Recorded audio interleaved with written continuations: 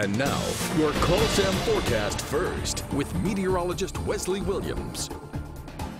Temperatures will warm up this week. Good morning, everyone. We expect to see for the first time 90 degrees on our thermometer since last week. Already we hit 80 for the first time since Thursday. Those clouds that have been around are starting to break apart, so our temperatures were able to cool pretty rapidly tonight or earlier last night. 63 right now in El Dorado and Camden. That's really chilly for a July morning at least. As we look at the rest of the temperatures, though, most other spots near 70, and our day planner has our temperatures starting off around 70 with a little bit of patchy fog possible this morning. In the afternoon, more sunshine and a high temperature in the lower 90s. That's your Call Sam forecast first. This is KTVE 10 News Today. From KTVE, your first choice for local news and part of your community. KTVE 10 News Today. Good morning. Your ride out of group time is 6 a.m. I'm Felicia Bolton. Our top story this morning. Police are searching for a man responsible for a vicious attack. Take a good look at his picture. Police are looking for this man, 20-year-old Christopher Robinson. Investigators say around 11:30 Saturday night at the Colonial Manor Apartments, Robinson and another person got into an argument. Witnesses told police Robinson then attacked the man with a large stick. The victim had to be transported to a hospital in Shreveport, where he remains in critical condition. Robinson is wanted for attempted second-degree murder. If you have any information on his whereabouts, you're asked to call the Monroe Police Department at 396-2722 or call Crime Stoppers. Travelers, be warned, starting today, airline ticket prices will be going up due to an increase in a safety fee. KTVE 10's Taylor Thompson explains. Taking off for a vacation or business trip is getting a little more expensive. The government is hiking the Transportation Security Administration fees from $2.50 for direct flights and $5 for connecting flights. Frequent flyers and passengers with layovers longer than 4 hours will be shelling out the most money for the increase in TSA prices. The new fee will be $5.60 for all flights, and any connecting flights with layovers longer than 4 hours will be required to double the fee. The government says the extra money from the fees is going towards decreasing the national deficit.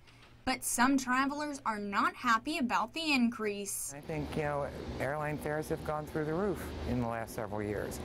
I don't see any reason why they have to go up again now. Other passengers say there should be no limit on the price for safety. I don't have a problem with them increasing the amount that they're increasing, and I think that they do a good job.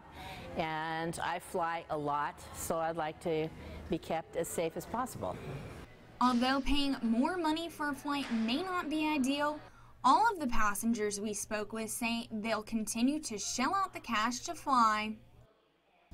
That was Taylor Thompson reporting. After more than 3 decades, Ruston's top firefighter is calling it a career. According to the Ruston leader, Fire Chief James Austin is set to retire early next week. He's served the city of Ruston for 34 years. Austin was appointed as the fire chief in 2010 by Ruston Mayor Dan Hollingsworth. No word yet on a potential replacement. Now to South Arkansas, where folks gather to remember a woman who's been missing for 36 years. Mary Shin was last seen on July 20th, 1978 in Magnolia. Over the weekend, family and friends gathered to mark the occasion as they tried to find closure. The ceremony was held at the Central Baptist Church in Magnolia Saturday evening. Police believe Shin disappeared after meeting with an unidentified man to discuss trading some property. Family members say Saturday's memorial wasn't a goodbye, but a way to say they still have hope. It was a hard day to come to, but it turned out to be a beautiful day, and the words that were said, the music, everything, I think it was something my sister would have loved. Her family tells us they appreciate the kindness shown to them by the Magnolia community during this difficult time. The West Monroe Police Department will set up another DUI checkpoint next week. Police say the checkpoints will take place in undisclosed areas within the city's limits next Sunday, July 27th from 7 p.m. to 2 a.m. Other local agencies may choose to participate as well. Police will be looking for anyone under the influence of drugs or alcohol. Local veterans took aim Saturday morning in West Monroe. The Ouachita Parish Sheriff's Department held the first Top Gun Steel Plate Challenge. It's all for the Northeast Louisiana Veterans Association Warrior Hunts. The group provides veterans with the opportunity to get outside and enjoy the great outdoors, including hunting, fishing, and trips to the gun range. Nearly 100 people showed up for the challenge to see who had the top gun. Awesome. I mean, this is not only a state-of-the-art facility, beautiful facility, it's full of great people. Everybody who comes out here is willing to help and support us and what we're doing by helping our veterans heal in the woods. Afterwards, awards were passed out to see who took home the top shot. Still to come here on KTVE, a local group is bringing awareness to a very serious issue. Find out why they're bringing your attention to pornography, prostitution, and sex trafficking. Plus, protesters arrived on motorcycles flooding Arkansas's capital to voice their concerns over illegal immigration. We have the latest on that story ahead. You're watching KTVE 10 News today.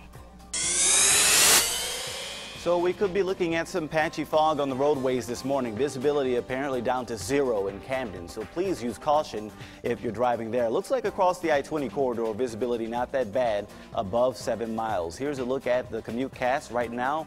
Apparently there's a shower in Tallulah with 70 degrees, 89 by this afternoon with more sunshine.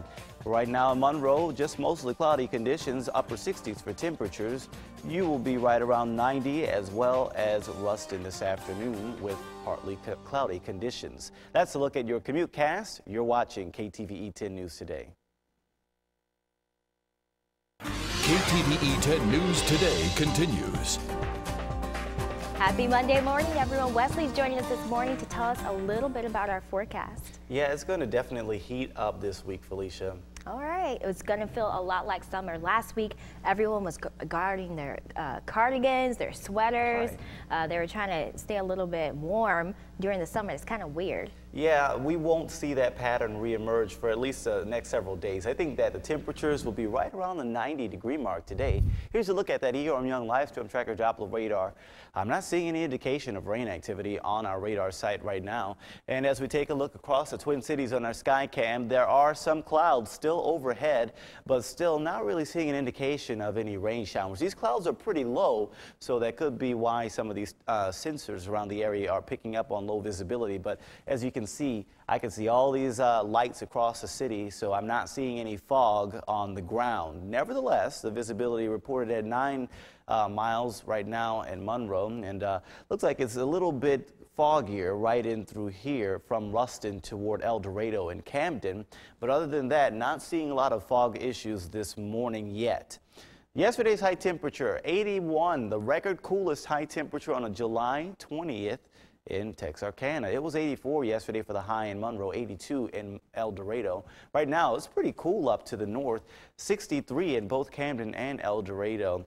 And that's thanks to some high pressure nearby that is helping us to cool down overnight, as well as the clearing of those clouds. Right now, most locations are in the 60s regionally, but we are seeing those 70s work their way up the plains, and that is thanks to an upper ridge that is building across the central part of the nation. So the circular area right in through here, that is what we call an upper ridge, and that will help to bring in sinking air, and that means during the daytime hours, very hot air. Meanwhile, this green area here is a bit of a weak disturbance that will prevent this area of upper ridging high pressure moving over us. So over the course of the next few days, this green area, which again is a weak disturbance, may bring us a couple of showers, but at least it'll keep the ridge away. By Thursday, the next trough will dip in from the northwest. That's this little bend in the line here. We call that an atmospheric trough. And that will dip in, bring us a better chance of rain for Thursday. But notice where this circle area is, that will kind of nose on into the Arclamist come Friday and maybe Saturday. So that means things could heat up into the upper 90s for us as we move into the end of this work week's forecast. Meanwhile, we will watch another trough dip in from the north here. Depends on how far south that trough can make itself. We might see a cold front out of it by the beginning of next work week. Here's a look at the current radar and satellite across the national picture here, and you're looking at pretty quiet conditions. They are expecting some severe storms across the northern tier of the nation, but here no severe storms, no storms really at all, just some showers showers along the coast, and we expect to see maybe some patchy fog this morning. And if we do see any of those rain showers today, it will mainly be for portions of Alabama, Mississippi, and maybe our eastern locations in our viewing area. But most of South Arkansas, North Louisiana will remain dry today. We don't expect much rain. Basically, the smallest rain chance at 10% for Monday. We'll bump it up to 20% on Tuesday. Our high temperature today, 92 degrees, so it will be about 10 degrees warmer than it was yesterday under more sunshine. Tonight, partly cloudy skies, a low in the upper 60s. We'll see that wind finally change over to easterly. And then by Wednesday, we pick up a south wind, so that means that we will certainly warm things back into the middle 90s. I think that Thursday, again, is your best chance of rain this week at 30%, with a weak front that will try its hardest to make it into our region, but will likely stall out before it gets here. Felicia? Thanks so much, Wesley. Coming up next, we want to hear from you. Last week on Thursday, the Malaysian Airlines flight MH17 crashed, killing 298 on board. However, questions still remain about how the plane went down. Now, the families of the victims want to know about the remains of their loved ones. Should the families be allowed to get this information right now? Head on over to our Facebook page. That's facebook.com/KTVE10, KARD14. Leave us a comment. We'll share them on air. What's trending right after this break.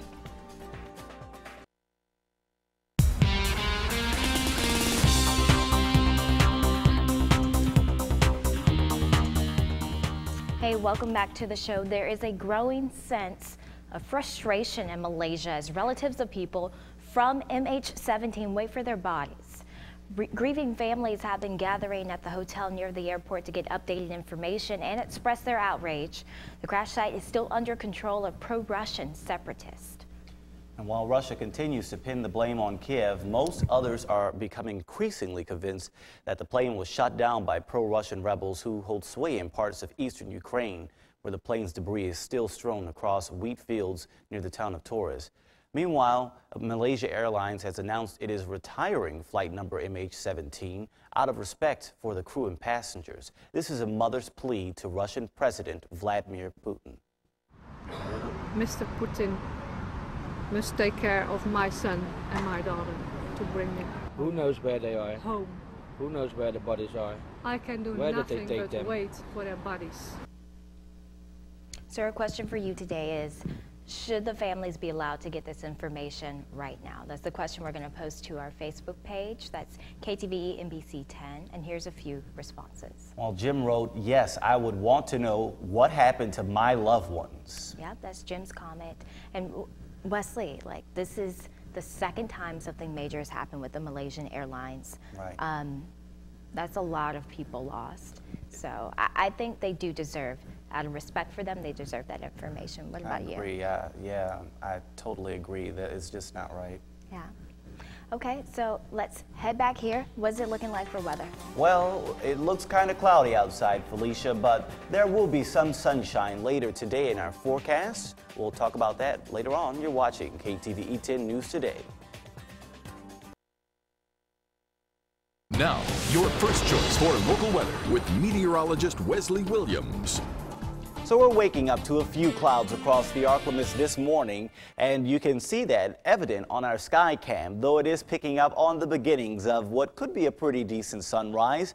Even though there are clouds overhead, you can see the sun still coming in pretty bright, at least before it gets blocked out by those clouds later on this morning. Temperatures right now are mainly in the 60s. It's 63 in Camden and El Dorado for the coolest locations on the map. 70 though in Tallulah right now, and 69 in Alexandria. Here's a look at the regional temperatures.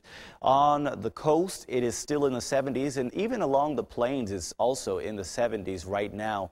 An East Coast trough is helping the eastern half of the nation to feel a little cooler. It has done that for several days now, but an upper ridge pattern will develop over the central part of the nation, and that is what is going to cause some above normal temperatures for our friends out in the plains. Meanwhile, I don't think that ridge will really come into play for us in the Arklamis, so we expect near normal weather for the next couple of days with temperatures in the lower 90s and tiny rain chance. You see, there are some showers off to our east near Florida, near Alabama and Georgia.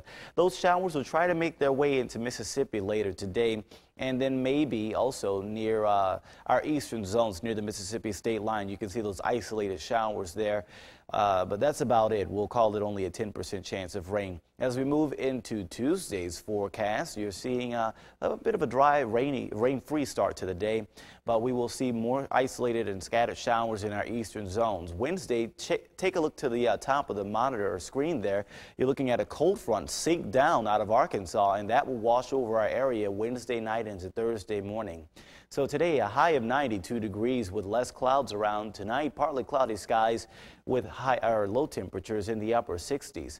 Over the next 7 days, our high temperatures will be near or above normal. We will get above normal, especially Friday, Saturday, as that upper ridge actually tries to move into the Arklamis. Back to you, Felicia. All right, thanks so much, Wesley. Coming up next, we have a tip from Dr. Oz. Stay tuned, you don't want to miss it.